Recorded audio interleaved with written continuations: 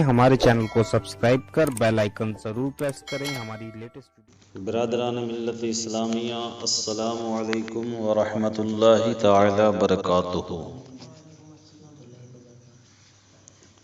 الحمد للہ رب العالمین، والصلاة والسلام علی سیدنا و سید المرسلین وعلی آلہ واصحابہ اجمعین۔ درود پاک پڑھیں۔ الصلاۃ والسلام علیک یا رسول اللہ وعلی آلک واصحابک یا حبیب اللہ۔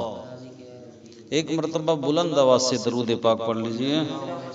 اللہم صلی علی سیدنا مولانا محمد بارک وسلم، صلاۃ والسلام علیک یا رسول اللہ صلی اللہ تعالی علیہ وسلم۔ محترم حضرات، اللہ رب العزت جل مجدہ الکریم کا لاکھ لاکھ شکر و احسان ہے کہ مولا تبارک و تعالی نے ہمیں ماہ رمضان عطا فرمایا۔ ماہ رمضان شریف کی آج 17 تاریخ ہے، 17 رمضان ہے، اور 17 رمضان ماہ رمضان کی یہ تاریخ کہ وہ تاریخ ہے جس میں اسلام کی پہلی اور عظیم جنگ بدر کے مقام پر ہوئی، جسے جنگ بدر کے نام سے یاد کیا جاتا ہے۔ رب تبارک و تعالی قرآن عظیم میں ارشاد فرماتا ہے، وَلَقَدْ نَصَرَكُمُ اللَّهُ بِبَدْرٍ وَأَنْتُمْ أَذِلَّةٌ فَاتَّقُوا اللَّهَ لَعَلَّكُمْ تَشْكُرُونَ۔ اور یقیناً خدا وند تعالی نے تم لوگوں کی مدد فرمائی بدر میں، جبکہ تم لوگ کمزور اور بے سرو سامان تھے، تو تم لوگ اللہ سے ڈرتے رہو تاکہ تم لوگ شکر گزار ہو جاؤ۔ سبحان اللہ رب العزت جل مجدہ الکریم نے قرآن عظیم میں جنگ بدر کا تذکرہ فرمایا۔ یہ بدر کہاں ہے اس کے بارے میں آپ حضرات کو بتاتا ہوں۔ بدر مدینہ منورہ سے تقریباً 80 میل کے فاصلے پر ایک گاؤں کا نام ہے، جہاں زمانے جاہلیت میں سالانہ میلہ لگتا تھا۔ یہاں ایک کنواں بھی تھا جس کے مالک کا نام بدر تھا، اسی کے نام پر اس جگہ کا نام بدر رکھ دیا گیا۔ اسی مقام پر جنگ بدر کا وہ عظیم معرکہ ہوا جس میں کفار قریش اور مسلمانوں کے درمیان سخت خون ریز لڑائی ہوئی، اور مسلمانوں کو عظیم الشان فتح مبین نصیب ہوئی۔ سبحان، جس کے بعد اسلام کی عزت و اقبال کا پرچم اتنا سر بلند ہو گیا، اتنا سر بلند ہو گیا کہ کفار قریش کی عظمت و شوکت بالکل ہی خاک میں مل گئی۔ سبحان اللہ تعالیٰ نے جنگ بدر کے دن کا نام یوم الفرقان رکھا ہے۔ اس دن کو یوم الفرقان کے نام سے بھی یاد کیا جاتا ہے، جانا جاتا ہے۔ اور قرآن عظیم کی سورہ انفال میں اور دوسری صورتوں میں اجمالاً بار بار اور سورہ انفال میں تفصیل کے ساتھ اس معرکہ کا ذکر فرمایا، اور اس جنگ میں مسلمانوں کی فتح مبین کے بارے میں احسان جتاتے ہوئے رب تبارک و تعالی نے ارشاد فرمایا، جیسے کہ میں نے جس آیت پاک کی تلاوت کی ہے اس میں اللہ تعالی نے جنگ بدر کا تذکرہ فرمایا ہے۔ اب جنگ بدر کیوں ہوئی؟ جنگ بدر کا اصل سبب کیا ہے؟ تو اس کے بارے میں جیسے کہ آپ نے کل کے بھی مختصر بیان میں سنا کہ عمر بن الحضرمی کے قتل سے کفار قریش میں پھیلا ہوا زبردست اشتعال تھا، جس سے ہر کافر کی زبان پر یہی ایک نعرہ تھا کہ خون کا بدلہ خون لے کر رہیں گے۔ مگر بالکل ناگہانی یہ صورت پیش آ گئی کہ قریش کا وہ قافلہ جس کی تلاش میں حضور صلی اللہ تعالی علیہ وسلم ذوالعشیرہ تک تشریف لے گئے تھے، مگر وہ قافلہ ہاتھ نہیں آیا تھا۔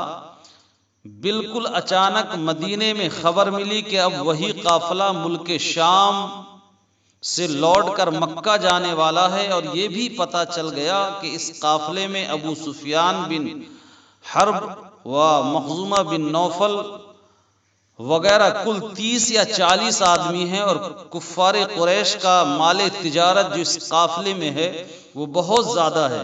حضور علیہ الصلوۃ والسلام نے اپنے صحابہ سے فرمایا کہ کفار قریش کی ٹولیاں لوٹ مار کی نیت سے مدینے کے اطراف میں برابر گشت لگاتی رہتی ہیں، اور کرز بن جابر فہری مدینہ کی چراگاہوں تک آ کر غارت گری اور ڈاکہ زنی کر گیا ہے، لہٰذا کیوں نہ ہم بھی کفار قریش کے اس قافلہ پر حملہ کر کے اس کو جو ہے اس کے مال کو چھین لیں، تاکہ کفار قریش کی شامی تجارت بند ہو جائے اور وہ مجبور ہو کر ہم سے صلح کر لیں۔ حضور علیہ الصلوۃ والسلام کے ارشاد گرامی سن کر انصار و مہاجرین اس کے لیے تیار ہو گئے، اور رمضان شریف کی 12 تاریخ 2 ہجری کو بڑی عجلت کے ساتھ لوگ چل پڑے، جو جس حال میں تھا اسی حال میں روانہ ہو گیا۔ اس لشکر میں حضور صلی اللہ علیہ وسلم کے ساتھ نہ زیادہ ہتھیار تھے نہ فوجی، راشن کی کوئی بڑی مقدار تھی نہ، کیونکہ کسی کو گمان بھی نہ تھا کہ اس سفر میں کوئی بڑی جنگ ہوگی۔ اسی طریقے سے مدینہ منورہ سے یہ قافلہ روانہ ہوا، اور اس کے بعد میں جب بدر کے مقام پر پہنچے تو آقا کریم صلی اللہ تعالی علیہ وسلم کا جب نزول ہوا میدان بدر میں، تو ایسی جگہ پڑاؤ ڈالا کہ جہاں نہ کوئی کنواں تھا نہ کوئی چشمہ، اور پھر اس کے بعد میں یہ جنگ کی تیاریاں ہوئی، اور پھر معاملات جب چلے تو جب جنگ ہوئی تو اللہ تبارک و تعالی نے مسلمانوں کو آقا کریم صلی اللہ علیہ وسلم ان کے قافلہ کو جو ہے ایک فتح مبین عطا فرمائی، سبحان اللہ۔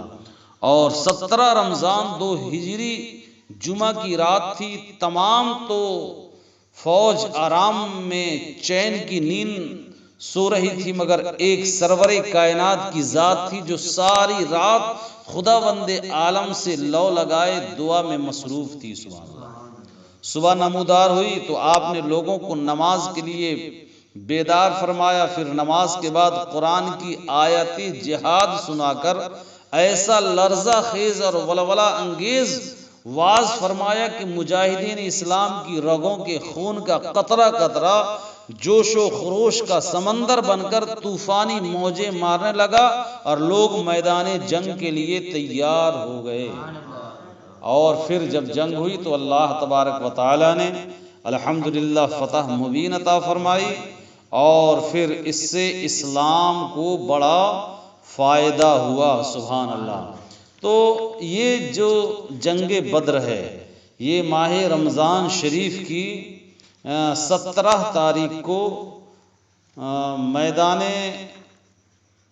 بدر میں یہ معرکہ ہوا، اور اس میں اسلام اس کے بعد میں بڑا پھولتا اور پھلتا رہا، اور یہی 2 ہجری کا جو سال ہے، یعنی اس وقت جو جنگ ہوئی تھی وہ 2 ہجری ہے نا، ابھی 1442 ہجری چل رہی ہے۔ تو حضور علیہ الصلوۃ والسلام کی پیاری بیٹی حضرت فاطمہ رضی اللہ تعالی عنہا کی شادی خانہ وغیرہ جو ہے آبادی حضرت مولا علی شیر خدا کے ساتھ اسی ہجری میں ہوئی، اور شادی انتہائی وقار اور سادگی کے ساتھ ہوئی۔ حضور صلی اللہ علیہ وسلم نے حضرت انس رضی اللہ تعالی عنہ کو حکم دیا کہ وہ حضرت ابو بکر و عمر و عثمان و عبد الرحمن بن عوف اور دوسرے چند مہاجرین و انصار رضوان اللہ تعالی علیہ مجمعین کو مدعو کریں۔ چنانچہ جب صحابہ اکرام جمع ہو گئے تو حضور علیہ السلام نے خطبہ پڑھا اور نکاح پڑھا دیا۔ یہ 2 ہجری جو تاریخ گزری ہے تو اس میں بڑے بڑے واقعات ہوئے ہیں، ہے نا۔ یہ 2 ہجری میں جنگ بدر ہوئی، اسی سال روزہ زکوٰۃ کی فرضیت کے احکام نازل ہوئے۔ اس سے پہلے روزہ فرض نہیں تھا، 2 ہجری سے پہلے زکوٰۃ کی فرضیت کا بھی حکم نہیں تھا۔ جو زکوٰۃ فرض ہے نا مالداروں پر، صاحب نصاب پر، تو اس کے پہلے زکوٰۃ کی فرضیت کا حکم نازل نہیں ہوا تھا، لیکن 2 ہجری کے بعد 2 ہجری میں ہوئی۔ اور نماز کی طرح روزہ اور زکوٰۃ بھی مسلمانوں پر فرض ہو گئے۔ جیسے نماز فرض ہے نا، ویسے مسلمانوں پر روزہ، رمضان کا روزہ بھی فرض ہے اور مالدار پر زکوٰۃ بھی فرض ہے۔ اسی سال حضور صلی اللہ علیہ وسلم نے عید الفطر کی نماز جماعت کے ساتھ عیدگاہ میں ادا فرمائی۔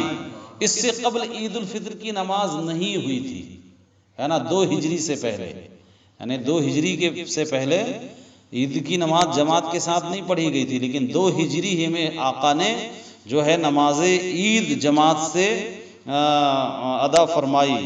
صدقہ فطر ادا کرنے کا حکم اسی سال جاری ہوا۔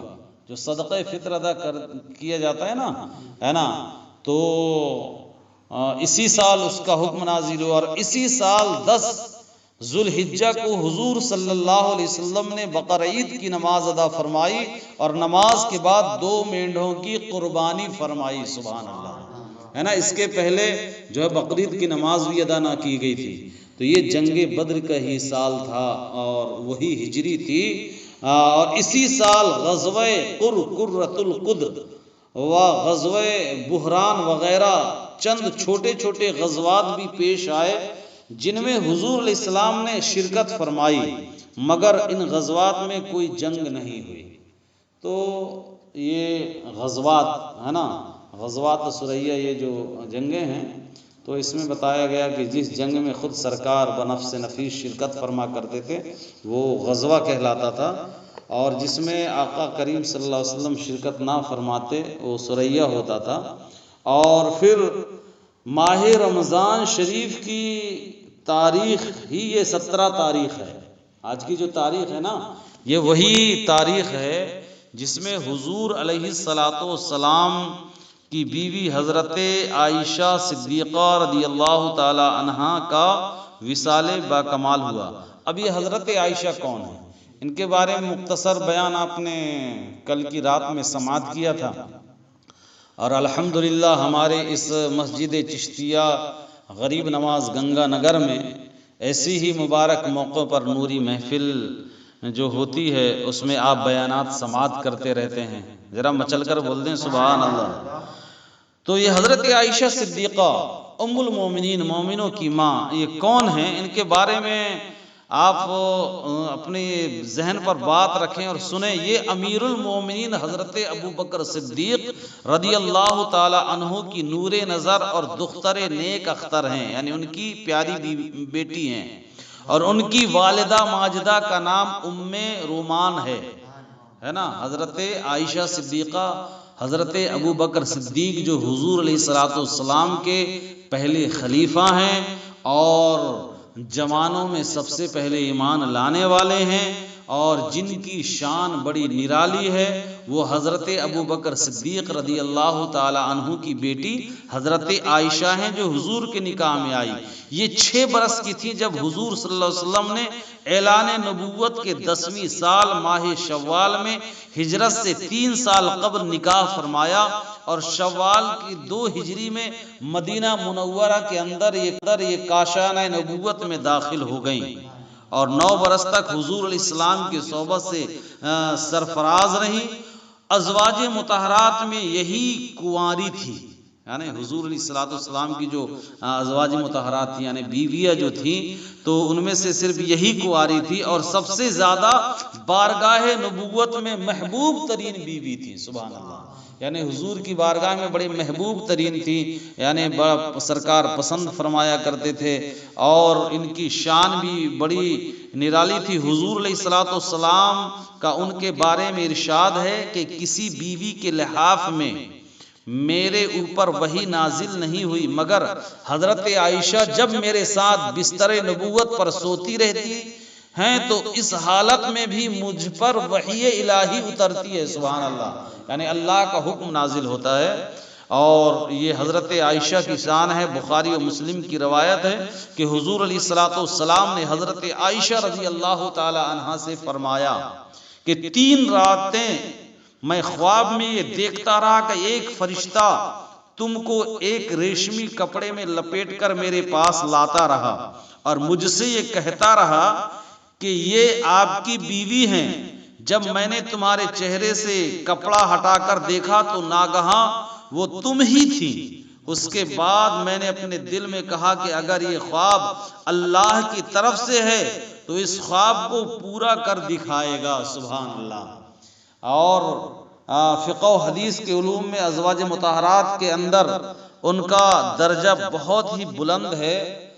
2200 حدیثیں انہوں نے حضور صلی اللہ علیہ وسلم سے روایت کی ہیں۔ سبحان اللہ، ہے نا؟ کتنی حدیثیں؟ 2210 حدیثیں حضرت عائشہ صدیقہ رضی اللہ تعالی عنہا نے روایت فرمائی ہے۔ سبحان اللہ۔ اور ان کی روایات کی ہوئی حدیثوں میں سے 174 حدیثیں ایسی ہیں جو بخاری و مسلم دونوں کتابوں میں ہیں۔ سبحان اللہ۔ اور 54 حدیثیں ایسی ہیں جو صرف بخاری شریف میں ہے، اور 68 حدیثیں وہ ہیں جن کو صرف امام مسلم نے اپنی کتاب صحیح مسلم میں تحریر کیا ہے۔ ان کے علاوہ باقی حدیثیں احادیث کی دوسری کتابوں میں مذکور ہے۔ ابن سعد نے حضرت عائشہ رضی اللہ تعالی عنہا سے نقل کیا ہے کہ خود حضرت عائشہ رضی اللہ تعالی عنہا فرمایا کرتی تھی کہ مجھے تمام ازواج مطہرات پر ایسی 10 فضیلتیں حاصل ہیں جو دوسری ازواجات مطہرات کو حاصل نہیں تھیں۔ سبحان اللہ۔ حضور علیہ الصلوۃ والسلام نے فرمایا ان میں سے کہ حضور علیہ السلام نے میرے سوا کسی دوسری کنواری عورت سے نکاح نہیں فرمایا۔ یہ حضرت عائشہ کو فضیلت تھی۔ فرماتی ہے میرے سوا ازواج مطہرات میں سے کوئی بھی ایسی نہیں جس کے ماں باپ دونوں مہاجر ہوں، ہے نا؟ اللہ تعالیٰ نے میری براءت اور پاک دانی کا بیان آسمان سے قرآن میں نازل فرمایا۔ اور فرماتے ہیں کہ نکاح سے قبل حضرت جبریل علیہ السلام نے ایک ریشمی کپڑے میں میری صورت لا کر حضور علیہ السلام کو دکھا دی تھی، اور آپ 3 راتیں خواب میں مجھے دیکھتے رہے۔ سبحان اللہ، ہے نا؟ یہ فضیلت حضرت عائشہ کو حاصل تھی۔ اور اس کے بعد میں پھر فرماتے ہیں کہ حضور علیہ السلام ایک ہی برتن میں سے پانی لے کر غسل کیا کرتے تھے۔ فرماتی حضرت عائشہ میں اور حضور علیہ السلام ایک ہی برتن میں پانی لے کر کے یعنی غسل کیا کرتے۔ یہ مشرف میرے سوا ازواج مطہرات میں سے کسی کو بھی نصیب نہیں ہوا۔ اور فرماتی حضور علیہ السلام نماز تہجد پڑھتے تھے اور میں آپ کے آگے سوئی ہوئی رہتی تھی۔ امہات المومنین میں سے کوئی بھی حضور علیہ السلام کی اس کریمانہ محبت سے سرفراز نہیں ہوئی۔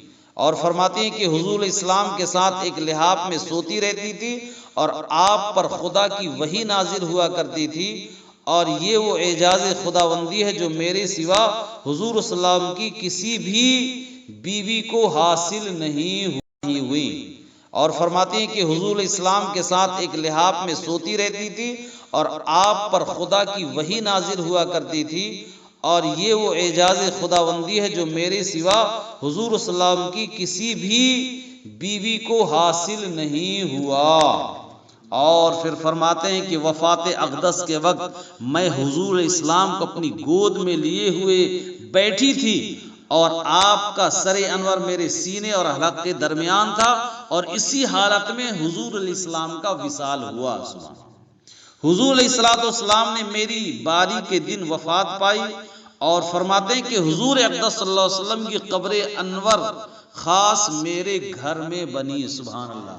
یعنی جہاں سرکار کا روضہ انور ہے نا، مزار پاک ہے، گنبد خضرا جہاں پہ ہے، وہ حضرت عائشہ کا مکان تھا۔ سبحان اللہ، ہے نا؟ تو یہ 17 رمضان کی تاریخ جو ہے، جنگ بدر کی بھی تاریخ ہے، حضرت عائشہ صدیقہ رضی اللہ عنہا کی وصال کی بھی تاریخ ہے۔ اللہ تعالیٰ ان 313 صحابہ کے صدقے اور اس عظیم الشان جنگ بدر کے فتح مبین کے صدقے اور حضرت عائشہ صدیقہ رضی اللہ تعالی عنہا کے صدقے مولا ہم تمام کو اعمال صالحہ کی توفیق بخشے، اور اللہ تعالی ہمیں دین و مسلک پر استقامت عطا فرمائے۔ دعا فرما لیجیے کہ پروردگار عالم جو کچھ بھی بیان ہوا ہے اس میں جو بھی غلطیاں ہوئی اپنے کرم سے معاف فرما، اور مولا سب کو اپنی بارگاہ کرم میں شرف قبولیت کا درجہ عطا فرما۔ اس کا ثواب تمام شہدائے بدر اور تمام شرکائے بدر جو صحابہ کرام تھے ان کی مقدس بارگاہوں میں نظر ہے، پیش فرماتے ہیں، مولا قبول فرما، اور حضرت عائشہ صدیقہ رضی اللہ تعالیٰ عنہ کی بارگاہ میں بھی عطا فرما۔ مولا دعا ہے ان کے صدقے رمضان کی عبادت اور روزوں کو قبول فرما لے، ہمارے گناہوں کو بخش دے، مولا سنت و شریعت پر عمل کی توفیق عطا فرما، مسلک اہل سنت مسلک اعلی حضرت پر مضبوطی سے قائم و دائم فرما، ہماری اس مسجد چشتیہ غریب نواز اور دنیا کے تمام اہل سنت والجماعت کی مساجد، مقابر اور مدارس اسلامیہ کی حفاظت فرما۔ مولا جو یہ بلا کرونا وائرس پورے دنیا میں اپنا ڈیرا ڈالا ہوا ہے، یہ ہر طرف اپنا کوہرام مچا رہا ہے، یا اللہ اس وبائی مرض کا خاتمہ فرما دے، امن و امان عطا فرما، ہمارے شہر بالا گھاٹ، صوبہ ہمارا اور پورا ملک ہند اور تمام دنیا میں مولا امن و امان عطا فرما، اور اس بیماری کا خاتمہ عطا فرما، ایمان کا اسلام کا بول بالا فرما، دشمن اسلام کا منہ کالا فرما، ایمان پر رکھ اور ایمان پر خاتمہ عطا فرما۔ اللهم ربنا إننا آمنا ورحمنا أنت خير الراحمين، اللهم افتح علينا حكمتك وانشر علينا رحمتك يا ذا الجلال والإكرام۔ قال الله تعالى في شان حبيبه الكريم إن الله وملائكته يصلون على النبي يا أيها الذين آمنوا صلوا عليه وسلموا تسليما۔ اللهم صل على سيدنا مولانا محمد وبارك وسلم، صلاة و سلام عليك يا سيدي يا حبيبي يا رسول الله صلى الله عليه وسلم۔